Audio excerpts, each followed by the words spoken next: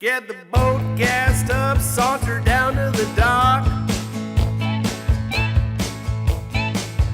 Put the Yeti in the back and she's ready to rock.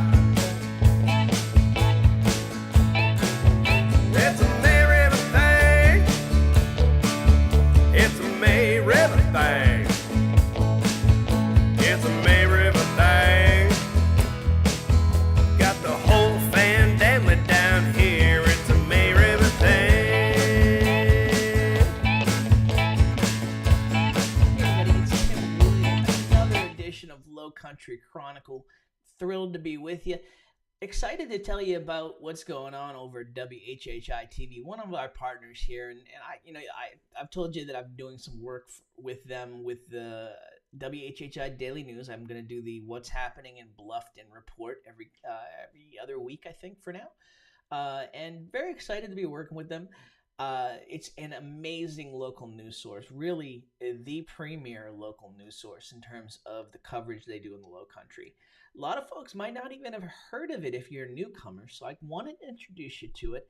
You might not even know it's on your television, or now you can stream it. And for all that information and all the exciting stuff they're doing with the Heritage this week, I wanted to bring in and talk to the new general manager out at WHHI, Jessa Jeremiah. So here is Jessa and everything that's going on at WHHI. Hey, Tim Wood, back with you on Low Country Chronicle. We are pleased to talk to you. You've seen me over there, and we love what WHHI does. Ever since I got down here, I've been so impressed with what WHHI does and what John Byrne has brought to the area. We're talking today with Jessa Jeremiah, the general manager at WHHI, a homecoming for Jessa of sorts. You were there before, correct? Yes, in fact, I got my media career started at WHHI, and kind of coming full circle, get to come right back to my stomping grounds. It's great. That's awesome. And so obviously, welcome back to the area. You and your husband Tony were very missed. Tell me in terms of just what's going on at WHHI. We obviously want to talk to you about the Heritage stuff, but tell me about the transformation that's going on over at the station in terms of the daily news and just some of the branding. Oh my gosh, we have really put in some major moves in the last 6 months, and they're exciting. I'll cut to the cliff notes for time, give you the elevator pitch, if you will. But the two biggest things that we've done really in the last 6 months are we were able to greatly expand our coverage area. And when I say greatly, we now have a footprint of 500,000.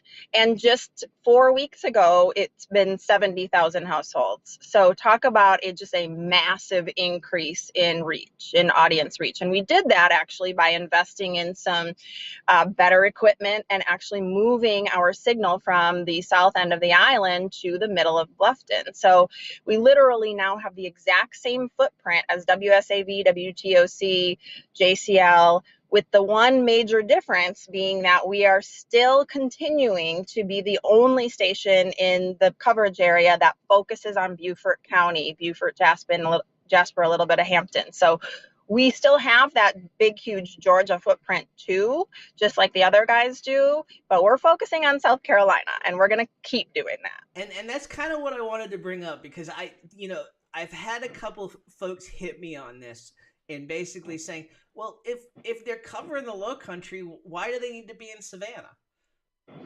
Yeah, and that's a great question. I mean, one of our huge missions is to reach the folks that live and work in Savannah and don't really understand what all this Beaufort County, the second largest county in our coverage area, has to offer. So when we're talking about, bringing in more tourist dollars, attracting more people to the area to live and work and just understand the history and the greatness of this area, that's a big part. That includes Savannah. We here in Beaufort County, we know about Savannah. We day trip there. We bring our families there when they come. But is the reciprocal happening happening, not the same way. And we would love for that to be the case. And that's what I say. That's what I said to them. And because like when I moved here to Savannah to be the GM of the baseball team before the Bananas, the Sand Gnats, and I would have never known really about the Low Country as much. We probably would eventually got over here, but I wouldn't have known if we weren't over here doing some work with the county. And I mean, this is our adult hometown now, and I wouldn't even have known about it. So that's what I say to them. I mean, listen, people, it's a short ride over that bridge, and people need to know what's going on over here. As much as we say, it's great that SAV and the Savannah stations have kind of picked up the slack a little bit in terms of covering us. Like, to have somebody covering us and exposing us to all the Savannah folks, that's huge. And I don't think people realize until they get here the amount of talent and stories and just incredible resumes the residents of our communities have. It's crazy. And that's how we have been able to stack our deck so well for this upcoming newscast is we've got people coming to the island to retire, after these amazing careers in television that they love what we're doing and they want to be a part of it. So, we're starting our daily newscast. We just started last week. This is week 2. It's been going awesome, but we've got talented on-air people for this. I'm talking, Bob Stevens from ESPN is in, Robin Zimmerman, who has just had this incredible career, along with Allie McNair, just so much on their resume, on front of the camera, behind the camera, producing, on air, anchoring, weather, you name it. And it's because this area attracts talent. So it's exciting for us. Had Betsy, Betsy and I have never talked about it. Was she on air before this as well, or is she homegrown talent? She actually got her start similarly to me at WHHI, and she's one of those where, we test people all the time on air because we have so many opportunities for coverage because we're 24/7, 365 local coverage. I mean, we have a lot of content that we're producing, and she came in and just knocked it out of the park. She's just a natural. Absolutely, yeah. I mean, I've had the pleasure of talking to everyone that you mentioned, and everybody. I mean, it's so professional and just talking to your neighbors, but folks who are actually comfortable on camera, because you hear it all the time. Oh, I don't know if I want to be on camera. Well, it's just having a conversation. That's all it is. Like, Yeah, absolutely. And really having the right people in those seats when they're capturing interviews, that's what makes those good interviews come out, because these are people that make you feel comfortable, that understand how to prep you for an interview, that understand how to, formulate the questions so that, you really feel like comfortable, like you're talking to a friend. Sorry if you just lost me. There you are. There's Tony. Speaking of Tony, he's calling. You must know I'm doing an interview. But anyways, we have those people that really make you feel warmed up and just like you're talking to your buddy, Absolutely. So tell us a little bit about in terms of the daily news and how that has adjusted in terms of your news coverage. Yeah, so it's greatly obviously increased, how much production we're doing. Additionally, we are out on location a bunch. I mean, we have really stepped up our game. We have been training people to do more and more, one man band style things so that we can be at more places and really just expanding our coverage. So in the past, we have covered local news. The problem being that we've had to do these sort of evergreen stories that can run all week long. And when we're trying to really be a news source for people in the South Carolina side of our map, we need those stories that, we need weather, we need sports, we need to know what's happening today and be able to cover it. Because to your point, the other stations have done a better job of covering, but they're not doing it every single day like we are. They don't know South Carolina like we do. So to be able to do that now is just just huge for us. So we've added to our news team, we've added to our production, and we've really stepped up our game. Yeah, and so to your point, I mean, if something's happening on a Wednesday, it's going to be on the Wednesday newscast, or at least the Thursday newscast, and it does, like you said, it doesn't have to be so evergreen. Yeah, exactly. And that's what's, allowing us to really go out and get these stories that, are happening now. And it's great. And like we've been able to do with Heritage. So speaking of the heritage, tell us everything that the station's up to. I mean, you guys are everywhere this week, whether it's on air, talking about everything going on out there. Folks heading out to the heritage, they're going to be seeing you, and folks at the heritage, they're going to be seeing WHHI stuff. Yeah, we have a big staff out there this year. In fact, this is, I think they had to make an exception for the amount of press badges they handed out to a single station because our needs are great. We want to cover this thing well. This is our baby, not only from a coverage standpoint, but we actually at WHHI produce the videos that you see when you're riding the bus to the tournament and when you're there at the tournament, the videos that you're watching on the video board, that's all in-house production at WHHI Television. And those are the things that really showcase to the people who are here what this tournament is all about. So locals kind of know, like, some of the backstories, but people who are coming here don't really necessarily know the charitable aspect and, some of the major stories behind this thing and how important it is. So that's what we're covering on the bus. Then the week of, so this week, we're out there. We have a huge staff. Robin Zimmerman's on site, Maria Sowden, Bob Stevens, Lisa Richardson, Jeremy Pope. I had to write them all down because we have so many folks out there. And they are today covering open ceremonies. Tomorrow, the Heritage Breakfast. That's Wednesday for those of you who are watching this on delay. On Thursday, we're talking to players, volunteers, spectators. We're covering the Winners Press Conference.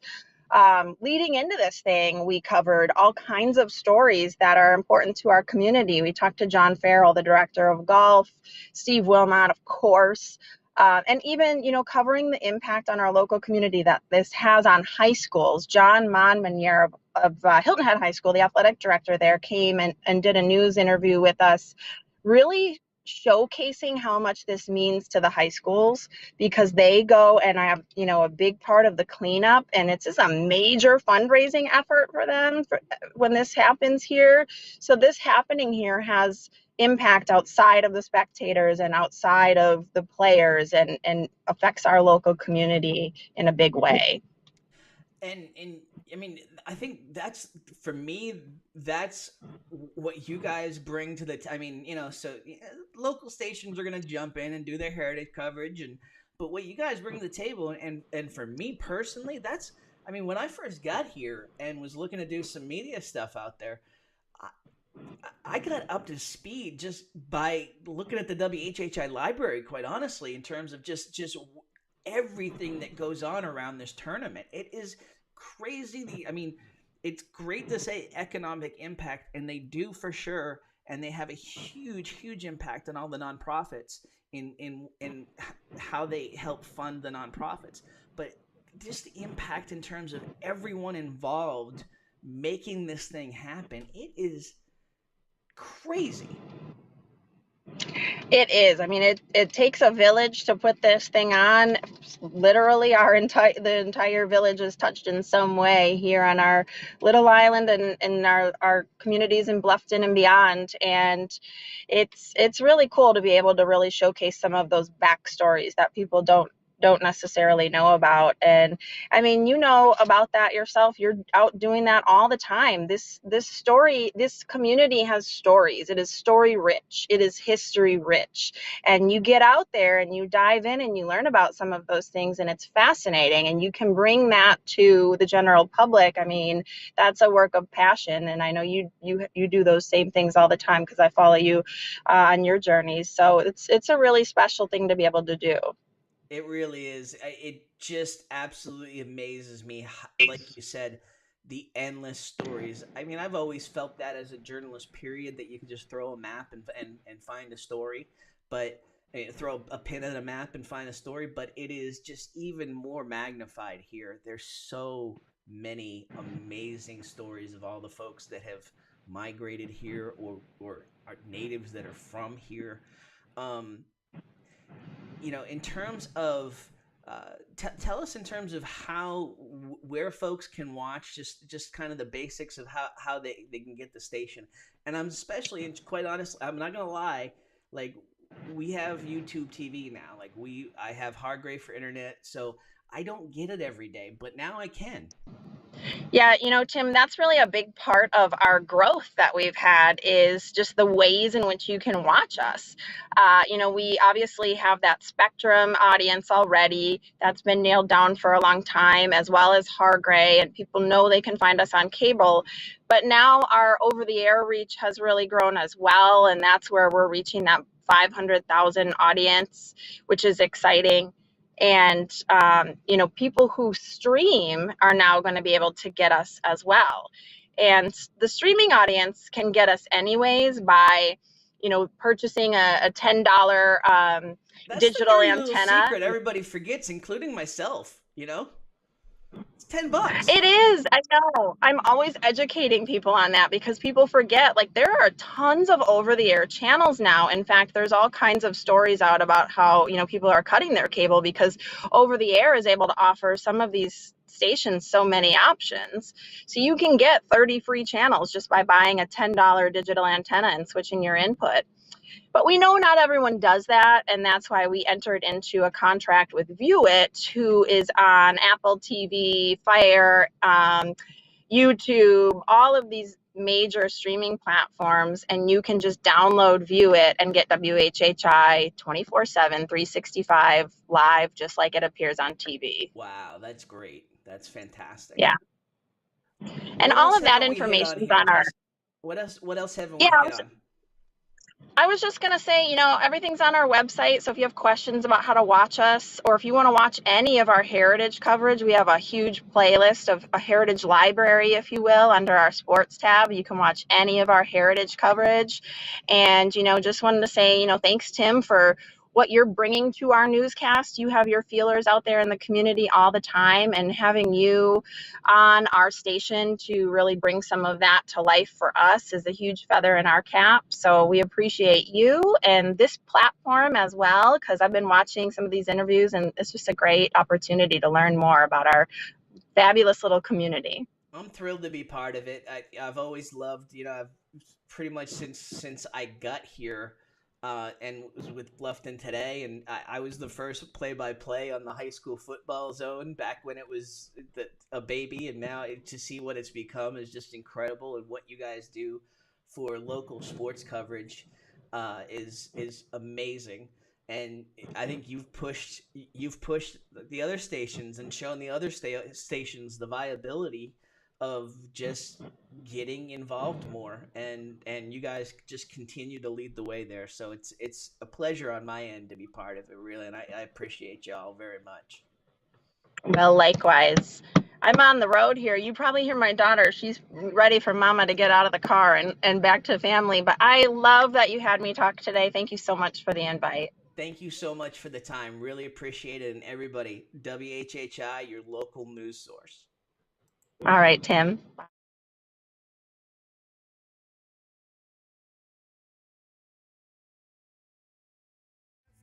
Saunter down to the dock. Put the Yeti in the back and she's ready to rock. It's a May River thing. It's a May River thing.